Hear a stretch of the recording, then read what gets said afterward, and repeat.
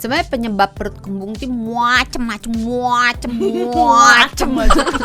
Mulai dari memang ada gangguan pencernaan, ada gangguan di saluran pencernaan, atau memang makanan atau minumannya yang bergas, atau memang ada stres yang bermain di situ, atau mungkin gangguan hormonal, atau ada penyakit di balik kembung itu. Kok bisa stres, Dok? Maksudnya? Bisa. Orang stres bisa jadi kembung. Stres itu bisa kemana-mana loh sahabat sonora. Jadi jangan stres ya.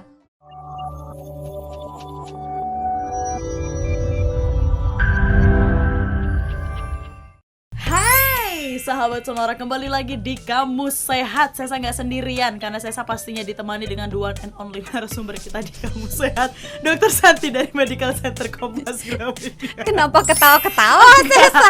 Ya, karena the one and only, mau hostnya siapapun tetap narasumbernya dia. Tetap narasumbernya Dr. Santi doang. Tiada lain, tiada bukan. Hai, mari Dr. kita Santi. sambut. Hai, Dr. Halo Santi, apa Sesa, kabar? luar biasa baik. Halo sahabat sonora dimanapun berada, mudah-mudahan semuanya sehat dan bahagia selalu. Amin, amin. Ini kita di Kamusat kita bahas topik lainnya, Dok Santi. Ya. Tentunya masih topik kesehatan. Perut kembung. Biasa suka digituin kan kalau perut Iya, kembung. emak-emak. Wah, kembung nih. Dung. Wah, banyak minum nih gitu. Kenapa perutnya bisa kembung? Kebanyakan gas? Oh, berarti harus kentut. Iya. Tapi kenapa sih, Dok? Maksudnya suka penasaran kayak kenapa akhirnya bisa terjadi si perut kembung ini? Sebenarnya penyebab perut kembung itu macem-macem. Mulai dari memang ada gangguan pencernaan, ada gangguan di saluran pencernaan, atau memang makanan atau minumannya yang bergas, atau memang ada stres yang bermain di situ, atau mungkin gangguan hormonal, atau ada penyakit di balik kembung itu. Kok bisa stres, Dok? Maksudnya? Bisa. Orang stres bisa jadi kembung. Stres itu bisa kemana-mana loh sahabat sonora. Jadi jangan stres ya. Orang kan kalau bilang hidup itu cuma sekali, harus dinikmati. Hidup cuma Salah. sekali. Satu kali. Ada lagunya.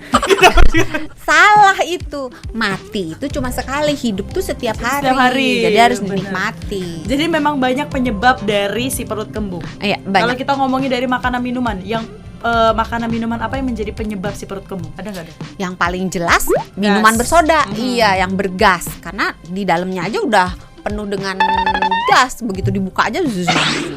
Dan kalau kita habis minum minuman bersoda kan kita burp kan ya, cenderung sendawa, gasnya naik keluar. Tapi memang pada umumnya gas-gas yang ada di saluran pencernaan kita normalnya nih itu keluar di atas, burp, sendawa gitu. Atau sendawa yang sebenarnya kita sendawa tapi kita tidak menyadari kita sendawa, mungkin nggak ada bunyinya gitu. Nah sementara yang gas yang lewat di bawah tuh yang suka sunyi senyap dahsyat di hidung gitu. Aman di telinga tapi tidak aman di hidung gitu. Atau misalnya kalau kita buang angin yang keras tapi tidak ada baunya, harus mereng gitu. Agak diempet dikit biar nggak keluar bunyi. Jadi ingat seseorang. Jadi kalau angin yang keluar di bawah itu kebanyakan angin yang berasal dari probiotik, si bakteri-bakteri baik itu. Oh. Nah, penyebab lainnya ya makanan-makanan. Nanya dulu dong. Apa? Iya, makanan apa sih, Dok? Makanan apa sih, Dok? Biasanya, Dok. Boleh tahu nggak? Yang bikin kembung Yang gitu. bikin kembung. Itu kacang-kacangan, Oh, oke. polong-polongan, beberapa jenis sayur seperti golongan brokoli, kembang kol, toge, terus kalau buah mungkin nanas, nangka, durian. Itu dalam proses pencernaannya itu menghasilkan gas. Jadi bikin kita kembung. Wah, enak-enak semua lagi.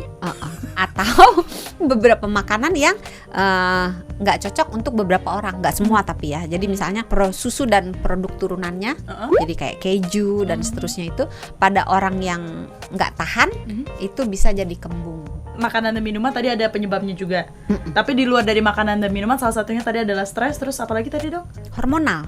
Jadi perempuan itu dalam siklus haidnya, iya itu bisa jadi kembung ya kan? tuh, gede Iya. banget. Nah, itu pengaruh dari hormon karena terjadi perubahan hormon sehingga terjadi si perut kembung itu. Tapi perut kembung itu maksudnya jadi satu masalah yang besar atau sebenarnya nggak apa-apa, itu akan sambil lalu hilang? Kalau dia cuman karena makanan, ya dihindari aja. Karena nggak semua orang kan rentan terhadap makanan itu gitu. Jadi maksudnya gini, ada orang yang kalau habis makan brokoli, terus dia kembung. Ada yang habis makan brokoli kok gue biasa aja gitu. Jadi kenali diri sendiri kalau merasa kembung atau begah sesudah makan makanan tertentu ya dihindari.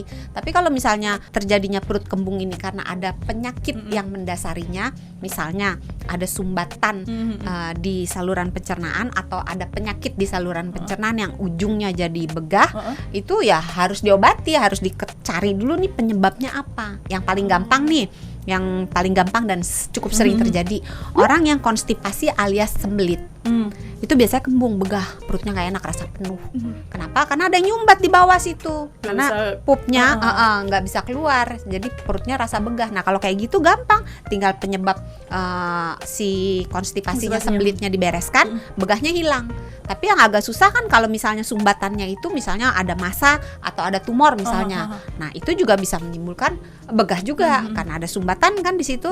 Atau misalnya yang perlu penanganan juga adalah lemahnya saraf di daerah saluran pencernaan, sehingga si usus itu kan dia bergerak mompak-mompak gini kan. Jadi dia mompak, isi di dalamnya pindah ke samping sini. Nah terus dia megar lagi, yang ini mompak ceret lagi, nanti yang si terus menerus gitu. Jadi kayak dipencet-pencet gitu. Jadi jalan isinya dari ujung usus ke tempat lain, sampai ke ujung. Nah kalau saraf yang mengatur gerakan usus ini ada yang lemah atau tidak berfungsi pada satu segmen atau pada banyak segmen, yaitu bisa gejalanya juga kembung dan itu harus ditangani. Beberapa karena penyakit dia nggak jalan ya? Iya, beberapa penyakit juga bisa menimbulkan kembung. Penyakit apa aja dok? Ciri-cirinya disertai dengan misalnya demam.